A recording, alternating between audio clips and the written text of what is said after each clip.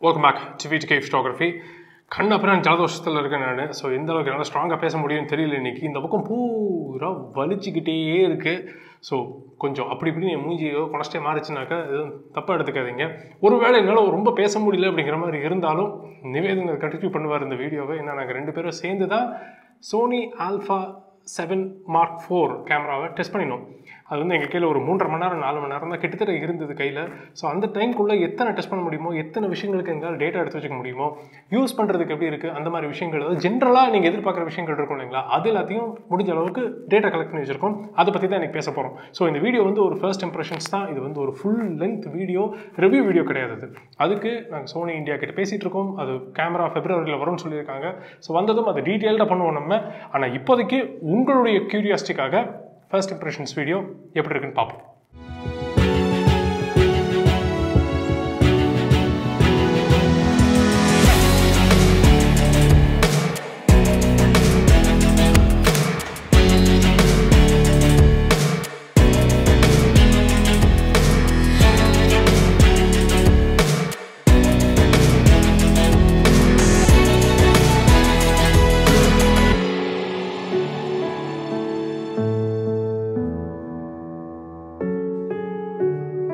இந்த கேமராவை கொடுத்து உதவிய மிஸ்டர் ராஜகோபாலுக்கு ரொம்ப ரொம்ப பெரிய தேங்க்ஸ். அவர் கோயம்புத்தூரில் குமரன் ஸ்டுடியோஸ்னு வச்சிருக்காரு நீலாம்பூரில்.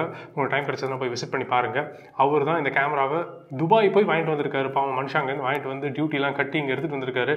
ஸோ அவர் வந்ததும் என்கிட்ட சொன்னார், இந்த மாதிரி கேமரா வாங்கியிருக்கேன், நீங்கள் ட்ரை பண்ணி பார்க்குறீங்களா அப்படின்னாரு. ஓகே, நல்ல சான்ஸ் கிடைக்குது, ஏன் மிஸ் பண்ணுவானே அப்படின்னு சொல்லிட்டு சரி ஓகே அப்படின்னு சொல்லி அவர் ரேஸ் கோர்ஸில் மீட் பண்ணி ஒரு 3.5 மணி நேரம் அந்த மாதிரி கையில் இருந்தது இந்த கேமரா. ஸோ அந்த டைம்குள்ளே எங்களால் என்னென்ன எடுக்க முடிஞ்சது, என்னென்ன பேச முடிஞ்சது, என்னென்ன பார்க்க முடிஞ்சதுங்கிறத மட்டும் தான் இந்த வீடியோவில் நீங்கள் டீட்டெயிலாக பார்க்க போகிறீங்க.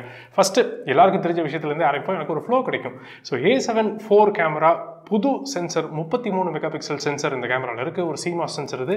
இந்த சென்சர் ஸ்டாக்டு சென்சர் கிடையாது. அது ரொம்ப முக்கியமாக வச்சுக்கோங்க மனசில். ஸ்டாக் சென்சருங்கிறது ஹையர் எண்ட் கேமராஸில் மட்டும்தான் இருக்கும். அதாவது இந்த ஆல்ஃபா 1 மாதிரி கேமராஸில் மட்டும்தான் வந்து ஸ்டாக்டு சென்சர்ஸ் இருக்கும். அதெல்லாம் ரொம்ப ஃபாஸ்ட்டாக ரீட் அவுட்டுக்காக யூஸ் பண்ணுற டெக்னாலஜி. ஆனால் இது வந்து அந்த எப்படி சொல்கிறது, ப்ரோசூமர்ஸ் மார்க்கெட் இருக்கு இல்லைங்களா, அந்த A7 III மார்க்கெட் இருக்கு இல்லையா, அந்த மார்க்கெட்டில் இருக்கிற கேமராங்கிறதுனால ஸ்டாக் சென்சர்ஸ்லாம் இதில் எதிர்பார்க்க முடியாது. ஆனால் இந்த கேமராவில் இருக்கிற சென்சரும் ரொம்ப ரொம்ப நல்ல சென்சர் தான். எப்பவும் சொல்கிற மாதிரி தான், எந்த உலக கேமராவாக இருந்தாலும் இமேஜ் குவாலிட்டி தான் ரொம்ப ரொம்ப முக்கியம். இந்த கேமராவில் இமேஜ் குவாலிட்டி எப்படி இருக்குது அப்படின்னா, அதை அற்புதமாக கொடுக்கறதுக்கு ஒரு 33 மெகா பிக்சல் CMOS சென்சர் இருக்குன்னு ஆல்ரெடி சொல்லிட்டோம் நம்ம. அது சூப்பராக இருக்குது இந்த சென்சர். அதுலேருந்து வர்ற இமேஜ் குவாலிட்டியும் நிஜமாக ரொம்பவே நல்லா இருக்குது. சரி, இமேஜ் குவாலிட்டி நல்லா இருக்குது. ஆனால் எவ்வளோ ஃபாஸ்ட்டாக எடுக்க முடியும் இந்த கேமராவில், அதுவும் முக்கியம் தானே. இப்போ அதுதான் இந்த கேமில் அதுவும் ரொம்ப முக்கியமான ஒரு பேராமீட்டர் ஆச்சு. இந்த கேமராவில் ஒரு செகண்டுக்கு 10 ஃபோட்டோ வரைக்கும் எடுக்கலாம். கம்ப்ரஸ்ட் அன்கம்ப்ரஸ்ட் நீங்கள் ஃபோட்டோ எடுக்கணும் அப்படின்னா ஒரு செகண்டுக்கு 7 ஃபோட்டோ 8 ஃபோட்டோ வரைக்கும் எடுக்க முடியுது. அன்கம்ப்ரஸ்ட் கம்ப்ரஸ்ட் என்ன டிஃப்ரென்ஸ் அப்படின்னா, முக்கியமான டிஃப்ரென்ஸு அன்கம்ப்ரஸ்ட் வந்து 14 பிட் ரா, கம்ப்ரஸ்ட் வந்து 12 பிட் ரா. இது வந்து டிஃப்ரென்ஸாக கண்டிப்பாக கலர் டோனாலிட்டியிலேருந்து கலர் இன்ஃபர்மேஷன்லேருந்து எல்லாத்துலேயுமே ஒரு நல்ல டிஃப்ரென்ஸ் இருக்கும் உங்களுக்கு. ஆனால் பெரும்பாலான ஆட்களுக்கு அது ஒரு பெரிய பிரச்சனையாக இருக்கக்கூடாது. ஏன்னா 12 பிட் ராங்கிறது ஒரு நிறைய டேட்டா இருக்கிற ஒரு ரா தான் அது. ஆனால் 14 பிட் ராங்கிறது நல்ல ரிச்சாக இருக்கும் யூஸ் பண்ணுறதுக்கு. ஏன்னா இப்போதைக்கு ராலேயே வந்து அதுதான் நல்ல ஸ்டாண்டர்டான ஒரு சைஸு. ஸோ 14 பிட் ராவில் உங்களால் ஒரு செகண்டுக்கு 7 ஃபோட்டோ 8 ஃபோட்டோ தாராளமாக எடுக்க முடியும். நல்லாவும் எடுக்குது, பிரச்சனையும் இல்லை. இதில் இன்னொன்று கவனிக்க வேண்டிய விஷயம் வந்து, மெக்கானிக்கல் ஷட்டரில் தான் வந்து உங்களால் 14 பிட் ராவில் எழுத முடியும். எலக்ட்ரானிக் ஷட்டரில் வெறும் 12 பிட் ரா மட்டும்தான் எழுத முடியும். எலக்ட்ரானிக் ஷட்டரில் இன்னொரு பிரச்சனையும் இருக்குது. அது என்னங்கிறத கொஞ்சம் நேரத்துக்கு கழிச்சு சொல்கிறேன் நான். ஆனால் இப்போதைக்கு அந்த ஃபைலோட சைஸ் அப்படின்னு எடுத்துக்கிட்டிங்க அப்படின்னாக்கா 14 பிட் ராவில் வந்து உங்களால் மெக்கானிக்கல் ஷட்டரில் எடுக்கலாம், 12 பிட் ராவில் எலக்ட்ரானிக் ஷட்டரில் எடுக்கலாம். ஆனால் எலக்ட்ரானிக் ஷட்டர்லேயும் மேக்ஸிமம் ஸ்பீட் வந்து 10 தான். சில கேமராஸில் வந்து 20 வரைக்கும் கூட எடுத்துகிட்டு போயிருக்காங்க எலக்ட்ரானிக் ஷட்டரில். ஆனால் இந்த கேமராவில் ஏன் அதை அப்படியே வச்சுட்டாங்க அப்படிங்கிறது தெரியல. மேபி அதுக்கு முக்கியமான காரணம் சென்சருடைய ரீட் அவுட் ஸ்பீடாக கூட இருக்கலாம். ஏன்னா நாங்கள் பார்த்த வரைக்கும் சென்சர் அவ்வளோ ஃபாஸ்ட்டான ரீட் அவுட் இருக்கிற மாதிரி எங்களுக்கு தெரியல. அது ஏங்கிறத கொஞ்சம் நேரம் கழிச்சு சொல்கிறேன் நான். அப்போ உங்களுக்கு இனிமேல் கொஞ்சம் டீட்டெயிலாக ஈஸியாக புரியும்னு நினைக்கிறேன். மேபி அதனால தான் ஒரு செகண்டுக்கு 20 ஃபோட்டோ இந்த கேமராவால் எடுக்க முடியலன்னு நினைக்கிறேன். மேபி அப்படி இருக்கலாம். சோனி ஆல்ஃபா 1 கேமராவில் இருக்கிற அதே ஆட்டோ ஃபோக்கஸிங் என்ஜின் இந்த கேமராவில் இருக்குன்னு சொன்னேன் இல்லையா, அதை பற்றி இன்னும் கொஞ்சம் டீட்டெயிலாக பார்ப்போம் நம்ம. இந்த கேமராலையும் 759 ஆட்டோ ஃபோக்கஸிங் பாயிண்ட்ஸ் இருக்குது. எல்லாமே face detection auto focus points. சரிங்களா, சோனி ஆல்ஃபா 1 இதே மாதிரி தான் இந்த கேமராலையும் பார்த்தீங்கன்னா அந்த ஆல்ஃபா 1 இருந்த அதே புது செட் ஆஃப் ஃபோக்கஸ் மோட்ஸ் இந்த கேமராலையும் இருக்குது. அது எப்படின்னா ஒரு சின்ன பாக்ஸ் இருக்கும், பெரிய பாக்ஸ் இருக்கும், அதை விட பெரிய பாக்ஸ், அந்த மாதிரி பாக்ஸ் மாத்திரம் கொடுத்துருவாங்க. அந்த பாக்ஸ் எதுக்குன்னா சப்ஜெக்டை பிடிக்கிறதுக்கு தான். அந்த பாக்ஸை பிடிச்சிட்டிங்கன்னா ஃப்ரேம்குள்ளே எங்கே போனாலும் அந்த சப்ஜெக்டை வந்து ட்ராக் பண்ணிக்கிட்டே இருக்கும் கேமரா. அந்த விஷயத்தில் செம ஸ்டிக்கியாக இருக்குது, நல்லாவே ட்ராக் பண்ணுது, சூப்பராக இருக்குது. உண்மையை சொல்லணும்னா எனக்கு இப்போ அந்த பாக்ஸை விட்டு நான் வருவேனாங்கிறது டவுட் தான். அந்த பாக்ஸ் போதும் எனக்கு இப்போ இனிமேல் ட்ராக்கிங்க்கு. ரொம்ப இந்த ஸ்டேஷ்னரி சப்ஜெக்ட் ஏதாவது எடுக்கிறேங்கிற மாதிரி இருந்தால் மட்டும் மேபி அந்த மற்ற ஜோன் ஃபோக்கஸிங்கோ இல்லை இந்த சென்டர் ஏரியா ஃபோக்கஸிங் அந்த மாதிரி ஏதாவது செட் பண்ணிக்கலாம் நம்ம. பட் எந்த ஒரு மூவிங் சப்ஜெக்டாக இருந்தாலும் சரி, அதுக்கு அந்த பாக்ஸ் இருந்ததுன்னா போதும். அந்த பாக்ஸ்க்குள்ளே வச்சு உங்கள் சப்ஜெக்டை பிடிச்சிட்டு அதுக்கப்புறமா உங்களுக்கு வேணுங்கிற மாதிரி நீங்கள் ரீகம்போஸ் பண்ணிக்கலாம் உங்கள் ஷாட்டை. ஃபோக்கஸ் பண்ணிக்கிட்டே இருக்குது, விடுறதே கிடையாது. ரொம்ப ரொம்ப சாலிடாக இருக்குது, ரொம்ப ரிலையபிளாக இருக்குது ஃபோக்கஸிங்க. எங்களுக்கு ரொம்ப பிடிச்சிருந்தது. நாங்கள் யூஸ் பண்ண டைம் வரைக்குமே பார்த்த வரைக்கும் சொல்கிறேன் நான், ரொம்ப ரொம்ப நல்லா இருந்தது. இந்த கேமராலையும் ஹியூமன் ஐயோட ஃபோக்கஸ் இருக்குது, அனிமல் ஐயோட ஃபோக்கஸ் இருக்குது. அனிமல் ஐயோட ஃபோக்கஸ்னால் மெயின்லி நாய், பூனை. நாய்னா ஓனாய் எடுக்கலாம் நீங்கள், நரி எடுக்கலாம் நீங்கள், அதேமாதிரி பூனைன்னு வந்துருச்சுனாக்கா சிங்கம், புலி எல்லாமே எடுக்கலாம் நீங்கள். ஸோ இந்த கேட் ஃபேமிலி, டாக் ஃபேமிலி, அதுக்குள்ளே எது வேணாலும் சூஸ் பண்ணிக்கலாம் நீங்கள். அதே மாதிரி ஆல்ஃபா 1க்கு அப்புறமா first full frame camera bird ஐயோட ஃபோக்கஸோடையும் வந்திருக்கு. அது இந்த கேமரா தான். வேறு எந்த கேமராலையுமே வந்து பேர்ட் ஐ ட்ராக்கிங்கோட எந்த கேமராவும் கிடையாது சோனியில். இந்த கேமராவில் தான் வந்திருக்கு. அதுவுமே எப்படி இருக்குன்னு தெரியாது, ஏன்னா நாங்கள் டெஸ்ட் பண்ணி பார்க்கல. அங்கே இருந்த இடத்துல ஒரே ஒரு பறவை கூட இல்லை. இருந்திருக்கலாம், அவ்வளோ பெரிய லென்ஸும் இல்லை எங்ககிட்ட இருந்ததில் அந்த 85mm 1.4 G மாஸ்டர் லென்ஸ் மட்டும்தான் இருந்தது. அந்த லென்ஸ் ரொம்ப ஃபாஸ்ட் ஃபோக்கஸிங் லென்ஸ்லாம் கிடையாதுங்க. அது வந்து ஒரு ப்ரைம் லென்ஸ். அது போர்ட்ரேட்ஸ் இருக்கிறதுக்கு ஓகே, இருந்தாலும் அந்த லென்ஸோடைய லிமிட்டுக்கு நாங்கள் புஷ் பண்ணினோம் இந்த கேமராவை வச்சு. எப்படி தான் ட்ராக் பண்ணுதுன்னு பார்க்கலாம் அப்படின்னு சொல்லிட்டு ஆட்டோ ஃபோக்கஸ் எடுக்கிறதுக்காக இந்த ட்ராக்கிங் ஷாட்ஸ் எல்லாம் எடுக்கலாங்கிறதுக்கு 2 பசங்களை வச்சு சைக்கிள் ஓடிட்டு இருந்தாங்க அந்த பசங்களை ட்ராக் பண்ணுறதுக்குலாம் இந்த அளவுக்கு எடுக்குது அப்படின்னு சொல்லிட்டு பார்த்துட்டு இருந்தோம். சில இடத்துல ஃபோக்கஸ் மிஸ் ஆகிருக்கு. எனக்கு தெரிஞ்சு நான் அடித்து சொல்லுவேன், அது வந்து லென்ஸோடைய பிரச்சனை தான். லென்ஸ் அவ்வளோ ஃபாஸ்ட் கிடையாது, கேமராவை விட லென்ஸ் ஸ்லோ. அதனால் சில இடங்கள்ல அந்த ஃபோக்கஸ் மிஸ் ஆகிருக்கு. ஆனால் பெரும்பாலும் அந்த லென்ஸே ஃபோக்கஸை நல்லாவே பிடிச்சிருக்கு அப்படிங்கிறது ஒரு ரொம்ப சாலிடான ஒரு விஷயம், ரொம்ப பாசிட்டிவான ஒரு விஷயம். அதனால் ஆட்டோ ஃபோக்கஸ் அப்படின்னு வந்துருச்சுன்னா எனக்கு தெரிஞ்சு இந்த கேமராவில் ஒரு பிரச்சனையே கிடையாது. எந்த ஒரு சிச்சுவேஷனுக்கும் யூஸ் பண்ணலாங்கிற மாதிரி ஒரு ஆட்டோ ஃபோக்கஸ் நல்ல ரிலையபிளாக ஸ்ட்ராங்காக நல்லா பண்ணியிருக்காங்க. சூப்பர். அதுக்கு மேலே அதை பற்றி பேசணும் அவசியமே கிடையாது. ஓகே, கொஞ்சம் அந்த கேமராவுடைய அவுட்டர் சைடுக்கு வருவோமா. நம்ம யூஸ் பண்ணுறதுக்கு அந்த கேமரா எப்படி இருந்தது, கையில் எடுக்கிறதுக்கு அந்த கேமரா எப்படி இருக்குன்னா ரொம்ப வெயிட் ரொம்ப கம்மியாக இருந்த மாதிரி எனக்கு ஒரு ஃபீல். ஆக்சுவலி வெயிட் அப்படிங்கிறது ஒரு ஸ்பெசிஃபிக் நம்பர் தான், இல்லைன்னு சொல்ல. ஆனால் ஃபீல் வைஸ் பார்க்கும்போது எனக்கு என்னமோ ரொம்ப லைட்டாக இருந்த மாதிரி இருந்தது கேமரா. பேட்டரி போட்டதுக்கப்புறமே கூட ரொம்ப பெரிய வெயிட் இருக்கிற மாதிரி தெரியல எனக்கு. ஸோ யூஸ் பண்ணுறதுக்கு நல்லா இருந்தது. கிரிப்பு வந்து நல்ல பெரிய கிரிப்பாக இருக்குது, பிடிக்கிறதுக்கு நல்லா இருந்தது. A7 III கம்பேர் பண்ணும்போது இந்த கிரிப்பு இன்னுமே கொஞ்சம் பெரிய கிரிப்பு, இன்னுமே கொஞ்சம் சாலிடாக பிடிக்கிறதுக்கு நல்லா ரவுண்டடாக நல்லா இருக்குது யூஸ் பண்ணுறதுக்கு. ஸோ அந்த விஷயங்களும் நல்லாயிருக்கு. இப்போ புதுசாக அந்த டயலும் கொண்டு வந்திருக்காங்க. ஃபோட்டோ, வீடியோ, அப்புறம் அந்த SNQ இருக்கு இல்லையா, ஸ்லோ அண்ட் குவிக் அப்படிங்கிற மோட் இருக்கு இல்லையா, அந்த மோடுக்கும் வந்து தனித்தனியாக டயல் வந்துருக்குது. இப்போ முன்னெல்லாம் வந்து மேலே இருக்கிற டயலை திருக்கிட்டு இருப்போம் நம்ம. இப்போ அந்த மாதிரி இல்லாமல் ஒரு செட்டிங் வச்சிருக்கீங்க அப்படின்னாக்கா டக்குன்னு ஃபோட்டோலேருந்து வீடியோ, வீடியோலேருந்து SNQ மாத்திரம், SNQலேருந்து ஃபோட்டோக்கு மாத்திரம் அப்படிங்கிற மாதிரி கடை மாற்றிக்கலாம் நம்ம. அந்த டயல் வந்து ஒரு நல்ல வரவேற்கத்தக்க ஒரு விஷயம். அது நல்லா இருக்குது யூஸ் பண்ணுறதுக்கும் பார்க்குறதுக்கும். திரும்பவும் ஃபுல்லி ஃபங்க்ஷனல் டச் ஸ்க்ரீன் இந்த கேமராவில் இருக்குது. இந்த கேமராவில் ஒரு ஃப்ளிப் அவுட் ஸ்க்ரீன் இருக்குது. ஸோ வெளியில் வந்துக்கும் இந்த கேமராவோடைய ஸ்க்ரீனு. ஸோ இந்த மாதிரி கேமராவில் இந்த ஃப்ளிப் அவுட் ஸ்க்ரீன் இருக்குது அப்படிங்கிறது ரொம்ப நல்ல ஒரு வரவேற்கத்தக்க விஷயம். மென்யூ சிஸ்டமும் புது மென்யூ சிஸ்டம் வந்துருச்சு. அதுவும் full and full touch enabled தான். சூப்பராக பண்ணியிருக்காங்க, ரொம்ப நல்லா இருக்குது. இன்னும் ஒரே ஒரு விஷயம் சோனிலேருந்து கொஞ்சம் அப்கிரேட் பண்ணணும் அப்படின்னா என்னை பொறுத்த வரைக்கும் இன்னுமே அந்த ஷட்டர் ஸ்பீடோ, ISOவோ இல்லை ஆப்பச்சரோ இதெல்லாம் வந்து உங்களால் டச் வச்சு மாற்ற முடியாது. அது ஏன் இன்னும் அப்படி இருக்குன்னு தெரியல. எல்லாமே டச்சில் எனேபிள் பண்ணிட்டாங்க. ஆனால் இந்த மாதிரி செட்டிங்ஸ், எக்ஸ்போஷர் செட்டிங்ஸ் வந்து உங்களால் டச் ஸ்க்ரீன் டச் பண்ணி இப்படி மாற்றுற மாதிரி எதுவுமே இல்லை. அது கொஞ்சம் பண்ணாங்கன்னா ரொம்ப ரொம்ப நல்லாயிருக்கும். அது பண்ணணும். ஆக்சுவலி முடிஞ்சால் ஃபர்ம்வேரில் கூட பண்ண முடியும். அதை பண்ணால் நல்லாயிருக்கும். நம்ம ஆல்ஃபா 1 வீடியோவில் லைட்டாக ஒரு ஹிண்ட் கொடுத்துருந்தோம். இந்த கேமராவில் அந்த எக்ஸ்போஷர் காம்பன்சேஷனுக்குன்னு தனியாக ஒரு டயல் இருந்தது இல்லையா, அந்த டயல் இந்த கேமராவில் எடுத்துட்டாங்க. இந்த கேமராவில் இருக்கிற டயல் வந்து நீங்கள் எதுக்கு வேணாலும் செட் பண்ணிக்கலாம். நீங்கள் ஷட்டர் ஸ்பீடா, அப்பச்சரா, இல்லை ஒயிட் பேலன்ஸா, ISOவா எதுக்கு வேணாலும் நீங்கள் செட் பண்ணிக்கலாம். ஸோ எக்ஸ்போஷர் காம்பன்சேஷனுக்கு அப்படின்னு ஒரு டெடிகேட்டட் டயல் இப்போ இனிமேல் இந்த கேமராவில் கிடையாது. அப்படிங்கிறது ஒரு நல்ல விஷயம். ஏன்னா அவ்வளோ பெரிய டயலை அதை வந்து ஒரு சின்ன விஷயத்துக்காக எப்பயோ மாத்திர ஒரு விஷயத்துக்காக நம்ம செட் பண்ணி வச்சுக்கணுமா அப்படிங்கிற மாதிரி இருந்தது எனக்கு. அது இந்த கேமராவில் மாற்றிருக்காங்கிறது எனக்கு ரொம்ப ரொம்ப சந்தோஷம். அந்த டயலை வேணால் நீங்கள் லாக்கும் பண்ணிக்கலாம். மேலே ப்ரெஸ் பண்ணிங்கன்னா லாக் ஆகிடும். அது லாக் ஆனால் உங்களால் அதை மாற்ற முடியாது. ஸோ அதுவும் நல்ல வரவேற்கத்தக்க விஷயம். நெக்ஸ்ட் கார்ட் ஸ்லாட்ஸுக்கு வருவோம். கார்ட் ஸ்லாட்ஸ் இந்த கேமராலையும் டியூவல் கார்ட் ஸ்லாட்ஸ் இருக்குது. அதில் ஒரு கார்ட் ஸ்லாட்டில் நீங்கள் CF Express Type A கார்டும் போட்டுக்கலாம், SD கார்டும் போட்டுக்கலாம். இன்னொரு கார்ட் ஸ்லாட்டில் வெறும் SD கார்டு மட்டும் தான் போட முடியும். அந்த 2 SD கார்ட் ஸ்லாட்டுமே UHS Type 2 கார்ட்ஸ். சரிங்களா? ஸோ இதெல்லாம் பற்றி டீட்டெயில்டாக நிவேதன் ஒரு வீடியோ பண்ணிட்டு இருக்காரு. ஸோ உங்களுக்கு இந்த கார்ட்ஸ் பேரெல்லாம் ரொம்ப குழப்பற மாதிரி இருந்ததுனாக்கா அந்த வீடியோ இனிமேல் கொஞ்சம் ஹெல்ப்ஃபுல்லாக இருக்கும் உங்களுக்கு. இப்போதைக்கு இப்படி தெரிஞ்சு வச்சுக்கோங்க. 2 கார்ட் ஸ்லாட் இருக்குது. அதில் ஒரு card slot hybrid card slot, அதாவது அது ஒரே கார்ட் ஸ்லாட்டில் 2 விதமான கார்ட்ஸும் போட்டுக்கலாம். ஓகே, A7S3 இருந்த மாதிரி தான் அதில் 2 இருக்கும். இதில் ஒன்று அந்த மாதிரி இருக்குது. பரவாயில்ல, சூப்பர். இப்போ நெக்ஸ்ட் பேட்டரி லைஃப் வருவோமா? பேட்டரி லைஃப்பில் தான் வந்து எனக்கு ஒரு சின்ன ஆச்சரியம், ஷாக்குன்னு கூட சொல்லலாம். அது பேட்டரி கிடுன்னு குறையிற மாதிரி இருக்குது. எனக்கு ரொம்ப ஃபாஸ்ட்டாக இறங்குது பேட்டரி. அது ஏன் அப்படி இருக்குன்னு தெரியல. ஏன்னா நான் A7 III வந்து 2.5 வருஷமாக யூஸ் பண்ணிருக்கேன். கிட்டத்தட்ட 3 வருஷமாக யூஸ் பண்ணிருக்கேன் அந்த கேமராவை. எனக்கு அதோட பேட்டரி லைஃப் மேலே எவ்வளோ நம்பிக்கை இருக்குன்னு எனக்கு இப்போ வரைக்கும் தெரியும்.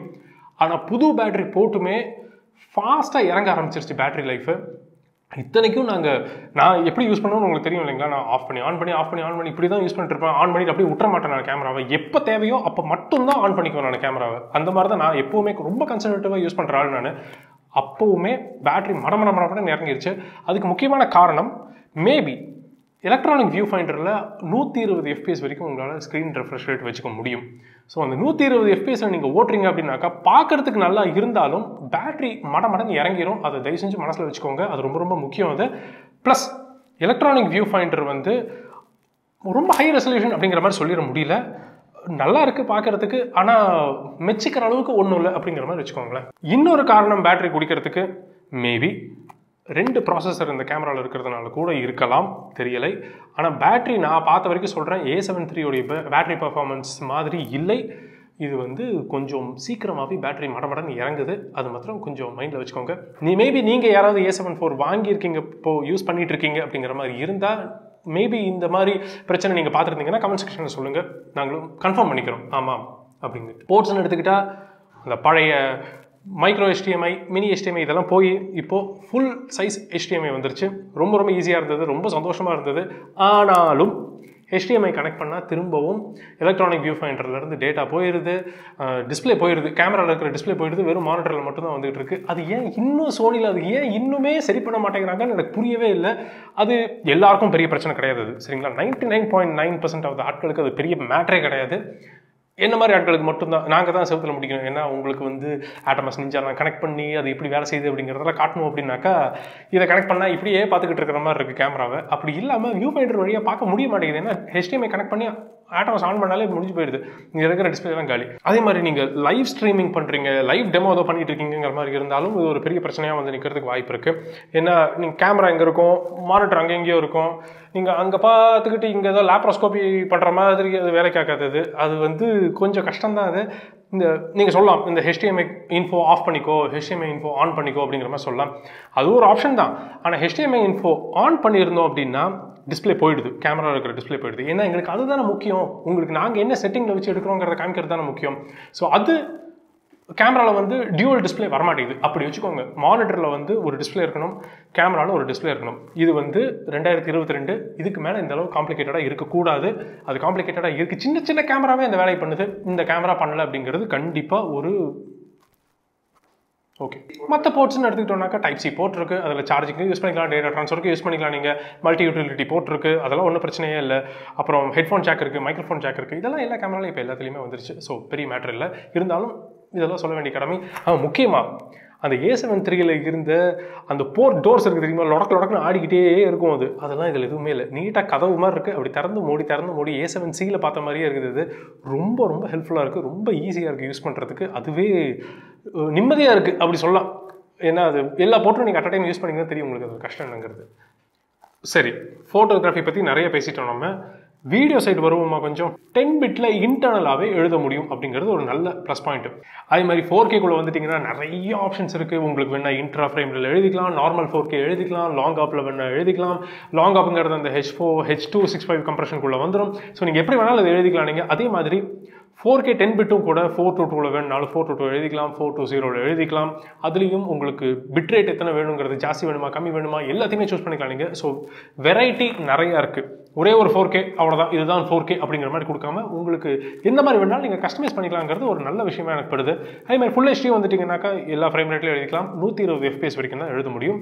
120 FPSங்கிறது வந்து 422 எழுத முடியாது, 420 தான் எழுத முடியும். ஆனால் 10 பிட்டில் எழுதிக்கலாம்.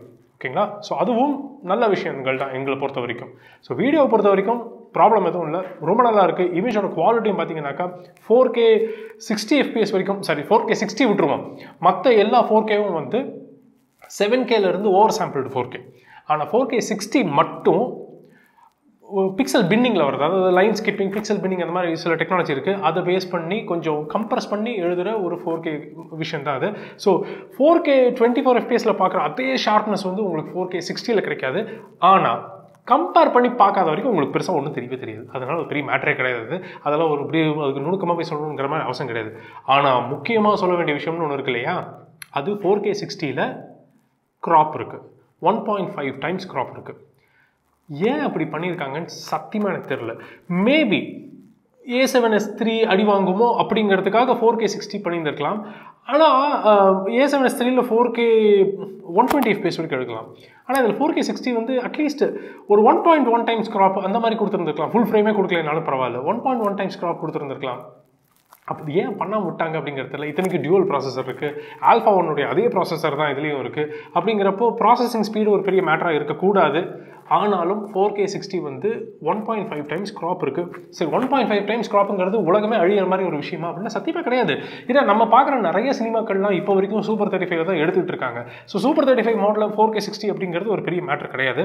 ஆனால் பிரச்சனை எங்கே வரும் அப்படின்னா, நீங்கள் ஒரே கேமரா வச்சு நீங்கள் ரன் அண்ட் கன் மாதிரி யூஸ் பண்ணிட்டு இருக்கீங்க அப்படிங்கிற மாதிரி இருந்ததுன்னா அந்த வைடுக்கும் இந்த க்ராப்புக்கும் வந்து அந்த இடிச்சுக்கிட்டே இருக்கும் உங்களுக்கு லென்ஸ் நீங்கள் மாற்றிக்கிட்டே இருக்கிற மாதிரி இருக்கும். அது ஒரு பெரிய தலைவலியாக போகும் உங்களுக்கு. அதுதான் பிரச்சனையே தவிர 4K சூப்பர் 35 எடுக்கிற வீடியோலாம் வந்து மோசமான வீடியோ, ஃபுல் ஃப்ரேம் தான் இருக்கிறதுல கெத்து வீடியோ அப்படிங்கிற மாதிரிலாம் நான் என்றைக்குமே சொல்ல மாட்டேன். அது மாதிரி தேவையும் கிடையாது. இன்னொரு விஷயம், ஃபோட்டோ அண்ட் வீடியோக்கு தனித்தனி செட்டிங்ஸ் வச்சுக்கலாம். நீங்கள் எந்தெந்த செட்டிங்ஸை காப்பி பண்ணணும், எந்தெந்த செட்டிங்ஸை இக்னோர் பண்ணணும் அப்படிங்கிற மாதிரி கூட நீங்கள் செட் பண்ணிக்கலாம். ஸோ அந்த லெவல் ஆஃப் கஸ்டமைசேஷன் தான் நிஜமாக சூப்பராக பண்ணியிருக்காங்க சோனியில். அதான் நல்லா யோசிச்சு பண்ணியிருக்காங்க அந்த மாதிரி விஷயங்கள்லாம். ஸோ வீடியோவில் மற்றபடி பேசணும் அப்படின்னாக்கா ரியல் டைம் ட்ராக்கிங் இருக்கு இல்லையா, அதுவும் ரொம்ப ரிலையபிளாக ரொம்ப நல்லா இருக்குது. திரும்பவும் நாங்கள் 85mm 1.4 G மாஸ்டர் லென்ஸில் தான் ட்ரை பண்ணோம். அது ரொம்ப ஃபாஸ்ட்டான ஃபோக்கஸிங் லென்ஸ் கிடையாது. ஆனாலுமே நல்லாவே தாக்கு பிடிச்சது அந்த லென்ஸு. ஸோ இனிமேல் ஃபாஸ்ட் லென்ஸ் அது 7200 மாதிரி ஒரு லென்ஸ் மாட்டினீங்க அப்படின்னாக்கா பிரச்சனையே இல்லாமல் இருக்கும். 4Kலேயே நீங்கள் ஆட்டோ ஃபோக்கஸ் ட்ராக்கிங் கூட ரியல் டைமில் பிரமாதமாக இருக்கும். ஸோ ஆட்டோ ஃபோக்கஸ் பிரச்சனை இல்லை, வீடியோ சைட்லேயும் ஆட்டோ ஃபோக்கஸ் ஒரு மேட்டரே இல்லை.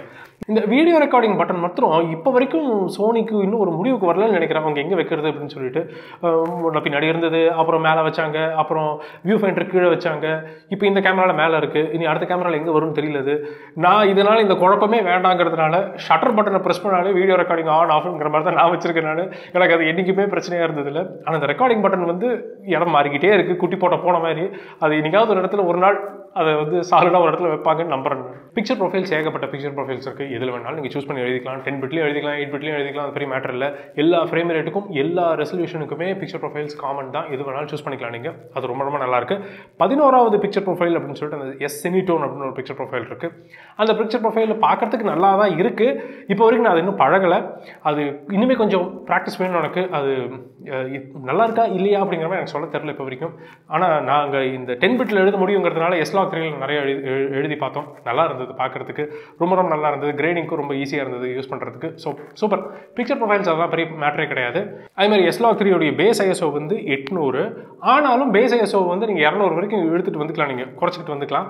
இதுவுமே நாங்கள் இன்னும் டீட்டெயிலாக டெஸ்ட் பண்ணணும். ஒருவேளை ஏதாவது குவாலிட்டி லாஸ் ஏதாவது இருக்கா, அது நிஜமாகவே ஏதாவது அட்வான்டேஜ் இருக்கா, அந்த S-Log உடைய பேஸ் ISOவில் எடுக்காமல் அதை விட கம்மியான ISOவில் எடுத்தால் அது பிரச்சனை ஆகுமா அப்படிங்கிறதெல்லாம் வந்து அந்த சோனி இந்தியாவிலேருந்து கேமரா வரட்டும், அதில் க்ளீனாக டெஸ்ட் பண்ணி பார்ப்போம். நம்ம இன்பாடி இமேஜ் ஸ்டேபிளைசேஷன் இந்த கேமராலையும் இருக்குது. இந்த கேமராலையும் 5 ஸ்டாப்ஸ் வரைக்கும் இன்பாடி இமேஜ் ஸ்டேபிளைசேஷன் இருக்குன்னு சோனியில் சொன்னாலும் எங்களுக்கு 5 ஸ்டாப்ஸ் வரைக்கும் கிடைக்கல.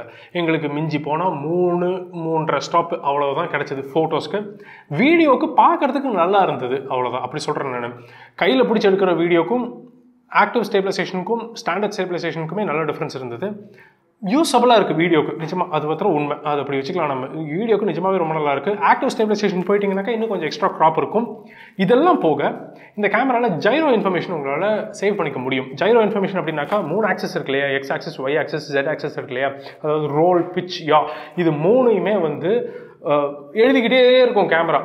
இப்படி மாறிட்டு இருக்கு, இதுக்கு மாறிட்டு இருக்கு, இதுக்கு மாறிட்டு இருக்கு அப்படின்னு சொல்லிட்டு இது எல்லாத்தையும் இந்த இன்ஃபர்மேஷனை வச்சு கேட்டலிஸ்ட் ப்ரௌஸ்னு ஒரு சாஃப்ட்வேர் இருக்குது. அந்த சாஃப்ட்வேரில் நீங்கள் போஸ்ட்டில் கூட ஸ்டேபிளைஸ் பண்ணிக்கலாம் உங்கள் வீடியோவை. அதுவுமே ரொம்ப ரொம்ப நல்லாயிருக்கு. நிவேதன் என்ன வச்சு அவர் நடந்து வர்ற ஷார்ட்லாம் எடுத்துகிட்டு இருந்தார், நடந்து வந்து எடுத்தார். அப்புறம் நான் நடந்து வர்ற மாதிரி ஷார்ட், அந்த மாதிரி மாற்றி மாற்றி எடுத்துக்கிட்டு இருந்தோம். ஸ்டேபிலைசேஷன் ரொம்பவே டீசெண்டாக இருந்தது, பார்க்குறதுக்கு போதும். அடுத்தது நாங்கள் டெஸ்ட் பண்ணின வரைக்கும் டைனாமிக் ரேஞ்ச் அப்படின்னா நிஜமாக செம ஸ்ட்ராங்காக இருக்குது இந்த கேமராலையும். ஏன்னா எல்லா சோனி சென்சர்ஸுமே சூப்பராக தான் இருக்குது டைனாமிக் ரேஞ்சில். நாங்கள் டெஸ்ட் பண்ணின வரைக்குமே தாறுமாறாக இருக்குது டைனாமிக் ரேஞ்சு. அதெல்லாம் பற்றி கவலைப்பட வேண்டாம், நீங்கள் ரொம்பவே நல்லா தான் இருக்கும். சரி, 3 மணி நேரம் தான் யூஸ் பண்ணோம், அதனால் எங்ககிட்ட அவ்வளோ டேட்டா கிடையாது. இருந்தாலும் யூஸ் பண்ணதுக்கு அந்த ஃபஸ்ட் இம்ப்ரெஷன்ஸ்க்கு எங்களுக்கு பிடிச்ச விஷயங்கள்னு சிலது இருக்கும் இல்லையா, அந்த விஷயங்களில் எங்களுக்கு ஃபஸ்ட்டு பிடிச்சது வந்து இந்த கிரிப்பு நல்லா இருந்தது. கேமரா பாடி ஆக்சுவலி ரொம்ப ரொம்ப நல்லா இருக்குது யூஸ் பண்ணுறதுக்கு. ஒரு சாலிடாக இருக்குன்னு வச்சுக்கோங்களேன். 3 விரல் கிரிப்பில் பிடிக்கிறதுக்கு, 1 விரல் ஷட்டரில் வைக்கிறதுக்கு, 1 விரல் பின்னாடி வச்சுக்கிறதுக்கு. ஸோ அந்த மாதிரி ரொம்ப நல்லா இருக்குது கிரிப்பு யூஸ் பண்ணுறதுக்கு. கலர் சயின்ஸும் வந்து A73 யூஸ் பண்ணி எனக்கு பழகிட்டேன் நான். அதனால் எனக்கு தெரியும் கலர்ஸ் வந்து இம்ப்ரூவ்மெண்ட் இருக்குது அப்படின்னு சொல்லிட்டு. ஆனால் எந்த அளவுக்கு இம்ப்ரூவ்மெண்ட் இருக்குது அப்படிங்கிறத side by side comparison video கண்டிப்பாக பண்ணுவோம் நாங்கள். அதில் பார்த்து இன்னும் தெரிஞ்சுக்கோங்க. ஆனால் என்னுடைய கண்ணுக்கு டக்குன்னு பார்க்குறதுக்கு கலர் சயின்ஸில் நல்ல இம்ப்ரூவ்மெண்ட் இருக்கிற மாதிரி இருக்குது. ஸ்கின் டோன்ஸ் எல்லாம் இனிமேல் கொஞ்சம் ப்ளீசிங்காக இருக்கிற மாதிரி இருக்குது. ஆனால் அதை நம்ம அறிவியல் பூர்வமாக அணுகுவோம் அப்புறமா. அறிவியல் பூர்வமாக அணுகுவோம் அப்புறமா எல்லாமே ஆனாலே வருது பார்த்தீங்களா. கேமரா பற்றி நிறைய விஷயங்கள் நல்ல விதமாக பேசியாச்சு. அதுக்காக இந்த கேமராவில் பிரச்சனையே இல்லைன்னு நினச்சிருக்கீங்களா? இருக்குது. இந்த கேமரா நிறைய பிரச்சனைகள் இருக்குது. அதை ஒன்று நான் பார்த்துக்கிட்டே வருவோம். எங்களுக்கு எடுத்ததும் இருந்த மிகப்பெரிய டிசப்பாயின்மெண்ட் அப்படின்னா ரோலிங் ஷட்டரில் இம்ப்ரூவ்மெண்ட்டே இல்லை. A73 எப்படி இருந்தது ரோலிங் ஷட்டர் அதே மாதிரி தான் இப்போ வரைக்கும் இருக்குது. 4K 60 எடுக்கும்போது பிக்சல் பின்னிங்கிறதுனால ரோலிங் ஷட்டர் கொஞ்சம் கம்மியாக இருக்குது. அதுலேயுமே இருக்குது, ஆனால் கொஞ்சம் கம்மியாக இருக்குது. ஆனால் 4K 24 FPS 30 FPSலாம் சும்மா நெளியுது வீடியோ. அதாவது அவ்வளோ ஃபாஸ்ட்டாக பேன் பண்ணக்கூடாதுன்னு நான் ஒவ்வொரு வீடியோவும் சொல்கிறேன் நான் ரோலிங் ஷட்டர் வரும்போது. ஆனாலும் நீங்கள் கையில் எல்லாம் பிடிச்சி எடுத்துட்டு இருக்கீங்கன்னு வச்சுக்கோங்களேன், அந்த சின்ன சின்ன ஷேக்கே அப்படி கிளுன்னு அப்படி தண்ணியில் கலந்துக்கு போட்டால் எப்படி நெளியும் அந்த மாதிரி அந்த நெளிவு தெரியுது உங்களுக்கு. அது வந்து ஏன் இப்போ வரைக்கும் இம்ப்ரூவே பண்ணாமல் இருக்குங்கிறது எனக்கு தெரியல. ரோலிங் ஷட்டர் பெரிய டிசப்பாயின்மெண்ட் தான் இந்த கேமராவை பொறுத்த வரைக்கும். இன்னொரு முக்கியமான விஷயம் சொல்கிறேன். எலக்ட்ரானிக் ஷட்டர் பேசிகிட்டு இருந்தோம் இல்லைங்களா, எலக்ட்ரானிக் ஷட்டரில் ரோலிங் ஷட்டர் தலை விரிச்சு ஆடுது. ரேஸ் கோர்ஸில் என்ன ஸ்பீடு போயிடுவாங்க மிஞ்சி போனால் 35 கிலோமீட்டர் வேகத்தில் போனாலே ஏதோ ராக்கெட் போகிற மாதிரி இருக்கும் அந்த ரோட்டில். அந்த ஸ்பீடில் எடுத்த காரே கூட ஃப்ரண்ட் டயர் எங்கே இருக்குது, பேக் டயர் எங்கேயோ இருக்குது, அப்படியே கோமாங்கா ஷேப்பில் இருக்குது கார் பார்க்குறதுக்கு. அதனால் என்னங்கண்ணா இப்படி இருக்குதுன்னு இருந்தது. ஃபோட்டோ நான் சொல்கிறது வீடியோவில் ஃபோட்டோ. எலக்ட்ரானிக் ஷட்டரில் நீங்கள் ஃபோட்டோ எடுக்கிறீங்கன்னா ரொம்ப வேகமாக நகர்ற விஷயங்களோ இல்லை நகர்ற விஷயங்களையே எடுக்காமல் இருக்கிறது என்னை பொறுத்த வரைக்கும் உத்தமம்னு சொல்லுவேன் நான். ஏன்னா ரோலிங் ஷட்டர் ரொம்ப ரொம்ப மோசமாக இருக்குது. எங்களுக்கு சுத்தமாக பிடிக்கல. அது வந்து நான் ஓப்பனாக பகிரங்கமாக சொல்கிறேன் நான். ரோலிங் ஷட்டர் ரொம்ப மோசமாக இருக்குது. பஃபர் அப்படின்னு வந்துருச்சுன்னா இந்த கேமராவில் CF Express Type A card கூட போட்டுக்க முடியும். அதே மாதிரி UHS 2 டைப் கார்டும் போட்டுக்க முடியும். UHS Type 2 கார்டுலேயே கூட பார்த்தீங்கன்னாக்கா V30 இருக்குது, V60 இருக்குது, V90 இருக்குது, இந்த மாதிரி நிறைய விதமான ஸ்பீட்ஸ் இருக்குது. ஆனால் எல்லாரும் பொதுவாக வாங்குகிற கார்டு அப்படின்னா V30 கார்ட்ஸ் தான் வாங்குவோம் கரெக்டாக. அந்த V30 கார்ட்ஸில் பஃபர்னு எடுத்துக்கிட்டால் 10 ஃபோட்டோ தான் எடுக்க முடிஞ்சதுங்களால. 10 to 12 ஃபோட்டோ. சரி, JPEGல எடுத்தால் இன்னும் கொஞ்சம் பெட்டராக கிடைக்கும் அப்படின்னா கிடைச்சது, ரொம்பவே பெட்டராக இருந்தது. 20 ஃபோட்டோ அவ்வளோதான் இருந்தது பஃபர். அதுக்கு மேலே தாங்க மாட்டேங்குது. இன்னுமே ஃபாஸ்ட் கார்ட்ஸில் போட்டு டெஸ்ட் பண்ணி பார்ப்போம் நாங்கள் கண்டிப்பாக அந்த மெயின் கேமரா கைக்கு வந்ததுமே. ஆனால் பஃபர் வந்து எல்லோரும் பொதுவாக யூஸ் பண்ணுற கார்ட்ஸுக்கு அவ்வளோ பிரமாதமாக இல்லை. பஃபர் அவ்வளோ பெரிய டீப் பஃபர் இல்லை. கண்டிப்பாக சொல்கிறேன், CF Express Type A card வாங்கினீங்க, 25,000 கொடுத்து ஒரு கார்டு வாங்குறீங்க அப்படிங்கிற மாதிரி இருந்தால் நிச்சயமாக செம ஃபாஸ்ட்டாக தான் இருக்க போகுது பஃபர். 800-900 ஃபோட்டோலாம் ஜாலியாக எடுக்க முடியும். ஆனால் திரும்பவும் சொல்கிறேன், பொதுவாக எல்லாரும் வாங்குகிற கார்டுக்கு பஃபர் ரொம்ப கம்மியாக தான் இருக்குது. அண்ட் அந்த பஃபர் கிளியர் ஆகிறதுக்கும் டைம் எடுக்குது. அது கிளியர் ஆகிற வரைக்கும் பெருசாக வேறு எந்த வேலையும் செய்யவும் முடியாதுங்கிற மாதிரியும் இருக்குது. ஸோ இது மாதிரி இம்சைகள்லாம் இன்னுமே தொடர்ந்து வந்துக்கிட்டே இருக்குது. சோனி அப்படியே சூழ்ந்துக்கிட்டே இருக்குது. இந்த கேமராவில் ஆஃப் பண்ணிட்டீங்கன்னாக்கா ஷட்டர் முன்னாடி வந்துடும் கரெக்டாக. ஸோ சென்சரை வந்து பாதுகாக்கிறதுக்காக ஷட்டர் முன்னாடி வந்துடும். ஆனால் அது எவ்வளோ சீக்கிரம் வருதுங்கிறது தான் மேட்ரு. நாங்கள் கணக்கு வச்சு பார்த்தோம், 5 செகண்ட் ஆகுது ஷட்டர் வந்து முன்னாடி வந்து விழுகிறதுக்கு. ஸோ நீங்கள் ஒரு அவசரமான சுச்சுவேஷன் இருக்கீங்க, லென்ஸ் நீங்கள் டக்குன்னு மாட்டி கழட்டி இன்னொரு லென்ஸ் மாட்டணும் அப்படிங்கிற மாதிரி இருந்தால் கேமரா ஆஃப் பண்ணிட்டு ஒரு 5 செகண்ட் நீங்கள் வெயிட் பண்ணிவிட்டு அதுக்கப்புறமா தான் லென்ஸை காட்டணும். அப்போ தான் உங்களுக்கு ஷட்டர் விழுந்திருக்கும் உள்ள. அது வந்து சத்தம் கேட்கும்னு வச்சுக்கோங்களேன், சடக்குன்னு ஒரு சத்தம் கேட்கும், அப்படின்னா ஷட்டர் விழுந்துருச்சுன்னு அர்த்தம். இந்த டிலேனாலேயே நிறைய பேர் இதை யூஸ் பண்ணுவாங்களா அப்படிங்கிறது எனக்கு தெரியல. அஃப்கோர்ஸ் அது வந்து அந்தளவுக்கு பரபரப்பான சுச்சுவேஷன் இருந்தீங்கன்னா ஒரு பிரச்சனை, அப்படி இல்லைன்னா பிரச்சனை இல்லை. இருந்தாலும் அது வந்து கொஞ்சம் இனிமேல் ஃபாஸ்ட்டாக இருந்திருக்கலாம். ஆஃப் பண்ணால் டக்குன்னு விழுகிற மாதிரி, ஆன் பண்ணால் டக்குன்னு வெளில போகிற மாதிரி அதான் இருந்திருந்ததுன்னா ரொம்ப நல்லா இருந்திருக்கும். அது வந்து ஒரு மிஸ்ட் ஆப்பர்ச்சுனிட்டின்னு சொல்லலாம் இந்த கேமராக்கு. இன்னொரு விஷயம் உங்களுக்கு புரியவே இல்லைங்க, SNQவில் ஸ்லோ மோஷன் எடுக்கும்போது 4Kல 60 fps SNQக்கு அங்கே அந்த செட்டிங்ஸுக்கு போனோம் அப்படின்னாக்கா கேமரா எங்களை எடுக்கவே விடல. மினிமம் V60 கார்டு இருந்தால் மட்டும்தான் எடுக்க முடியும்னு கம்ப்ளைண்ட் பண்ணிக்கிட்டே இருந்தது. இது என்னடா கையில் இப்போ திடீர்னு V60 கார்டு இல்லாமல் போச்சே அப்படின்னு ரொம்ப வருத்தமாக இருந்தது எங்களுக்கு. சரி, ஒரு ஆக்சிடென்டல் டிஸ்கவரி தான் அது. சும்மா நார்மல் மோடில் போய் வீடியோ எடுத்து பார்ப்போம், என்ன தான் ஆகுதுன்னு பார்க்கலாம், அது எதுக்கெல்லாம் அட்லீஸ்ட் திட்டுதுனால நோட் பண்ணி வச்சுக்கலாம் அப்படின்னு சொல்லிட்டு பார்த்தா நார்மல் வீடியோவில் எடுக்கும்போது திட்டவே இல்லை. V60 கார்டு கூட நாங்கள் போடவே இல்லை. V30 கார்டுலேயே எல்லா மோட்லேயுமே எழுத முடியுங்கிற மாதிரி இருந்தது. எனக்கு அதெல்லாம் புரியவே இல்லை. ஏன் SNQலுக்கும் இந்த பிரச்சனை வருது, நார்மலில் வரல, அப்போ இதுக்கும் அதுக்கு ஏதாவது டிஃப்ரென்ஸ் இருக்கா அப்படிங்கிறது எனக்கு தெரியல. அது மெயின் கேமரா வந்ததும் டெஸ்ட் பண்ணி பார்த்துட்டு இன்னும் டீட்டெயிலாக சொல்கிறோம். முன்னாடி சொல்லிட்டாங்க, பேட்டரி லைஃப் அவ்வளோ சூப்பராக இல்லை, மடப்படன்னு இறங்குது. நான் ரொம்ப கன்சர்வேட்டிவாக யூஸ் பண்ணியுமே பேட்டரி லைஃப் அந்த அளவுக்கு ஸ்ட்ராங்காக இல்லை. அட்லீஸ்ட் A7 III இருந்து இந்த பேட்டரி லைஃப் ஒரு 70% தான் இருக்குன்னு வச்சுப்போமே. அந்த அளவுக்கு நான் வந்து மெஷர் பண்ணி பார்த்தலாம் சொல்ல, ஆனால் மனசில் படுறத சொல்கிறேன் நான், அந்த அளவுக்கு தான் இருக்குது. அதுவும் ஒரு பிரச்சனை. ஸோ இந்த கேமரா வாங்கலாமா வேண்டாமா அப்படிங்கிறதுக்கான பதிலை இப்போ என்னால் சொல்ல முடியல. ஏன்னா நாங்கள் இன்னுமே நிறைய டெஸ்ட் பண்ண வேண்டியது இருக்குது இந்த கேமராவில். அது மெயின் கேமரா வந்ததுக்கப்புறம் டீட்டெயில்டாக பார்த்துட்டு சொல்கிறோம் நாங்கள். இப்போ 3 மணி நேரத்தை வச்சு உங்களை போய் வாங்க வேண்டாம்னு சொல்கிறதுக்கு வந்து அது நியாயமும் கிடையாது, சரிங்களா? அந்த மாதிரி வேண்டாம். நம்ம மெயின் கேமரா வந்ததுக்கப்புறம் டீட்டெயில்டாக பார்த்துட்டு ஒன்றா சொல்கிறோம். உங்களுக்கும் ஏதாவது ஸ்பெசிஃபிக்காக டெஸ்ட் பண்ணணுங்கிற மாதிரி இருந்ததுன்னா தயவு செஞ்சு கமெண்ட்ஸில் சொல்லுங்கள், நாங்கள் நோட் பண்ணி வச்சுக்கிறோம். ஸோ நாங்களும் அதை நெக்ஸ்ட்டு வீடியோ வரும்போது அதை ப்ராப்பராக டெஸ்ட் பண்ணிவிட்டு இந்த டிஃப்ரென்சஸ் எல்லாம் பார்த்துட்டு பொறுமையாக முடிவு பண்ணுங்கள். இல்லை அர்ஜென்ட்டாக இப்போ தான் ஃபர்ஸ்ட் டைம் நீங்கள் A7 IV வாங்குறீங்க, வேறு எந்த கேமராவும் இல்லை உங்ககிட்ட அப்படிங்கிற மாதிரி இருந்தால் தாராளமாக போய் ப்ரீ ஆர்டர் பண்ணிக்கோங்க. அதுவும் நான் இப்போயே சொல்லிடுறேன் நான். இப்போ நீங்கள் ப்ரீ ஆர்டர் பண்ணாலே எப்போ கிடைக்கும் தெரியாது, அதனால் டைம் வேஸ்ட் பண்ண வேண்டாம், ப்ரீ ஆர்டர் பண்ணி வச்சுக்கோங்க. ஆனால் அந்த மதில் மேல் பூனை மாதிரி இருக்கீங்க அப்படிங்கிற மாதிரி இருந்தால் கொஞ்சம் வெயிட் பண்ணுங்கள். ஃபுல் ரிவ்யூக்கு முடிச்சுட்டு அதுக்கப்புறமா அதை பற்றி டீட்டெயிலாக சொல்கிறோம் நாங்கள். ஓகே, இந்த கேமரா எப்போ கடைக்கு வரும், எப்போ மார்க்கெட்டுக்கு வரும், நிறைய பேர் கேட்டுக்கிட்டு இருக்கீங்க. எனக்கிட்ட இருக்கிற இன்ஃபர்மேஷன், லேட்டஸ்ட் இன்ஃபர்மேஷன் Februaryயில் வரும் அப்படிங்கிறது மட்டும்தான். ஆனால் ஸ்டாக் எவ்வளோ வரும் அப்படிங்கிறது சத்தியமாக யாருக்குமே தெரியாது. ஏன்னா உலகம் பூரா சிப் ஷார்ட்டேஜ் தலை விரிச்சு ஆடிட்டு இருக்கு, நிறைய பிரச்சனைகள் ஓடிட்டுருக்கு. இது வந்து அவ்வளோ ஈஸியாக சொல்லிட முடியாது. அதனால் எந்த கேமரா எப்போ வரும் அப்படிங்கிறது மாத்திரம் என்கிட்ட கேட்காதீங்க, எனக்கு சத்தியமாக தெரியல. இந்த கேமராவுடைய விலையும் வந்து இப்போ வரைக்கும் இங்கே நிர்ணயிக்கலை இந்தியாவில். ஆனால் எங்களுடைய யூகம்னு ஒன்று இருக்கு இல்லையா, அதை வச்சு சொல்லும்போது 2 லட்சத்துலேருந்து 2,20,000 உள்ளே தான் இருக்கும். ஏன்னா அந்த செக்மெண்ட்டில் இருக்கிற கேமராஸ் இப்போ விற்று போயிட்டு இருக்கிற ரேட் அதுதான். ஸோ இதுவும் அந்த ரேஞ்சுக்குள்ளே தான் இருக்குங்கிறது எங்களுடைய நம்பிக்கை. ஸோ அந்த 2 விஷயத்தில் மாத்திரம் எங்களால் உங்களுக்கு டீட்டெயில்டான இன்ஃபர்மேஷன் கொடுக்க முடியல, மன்னிக்கணும். உங்களை நான் அடுத்த வீடியோவில் மீட் பண்ணுறது வரைக்கும் bye-bye.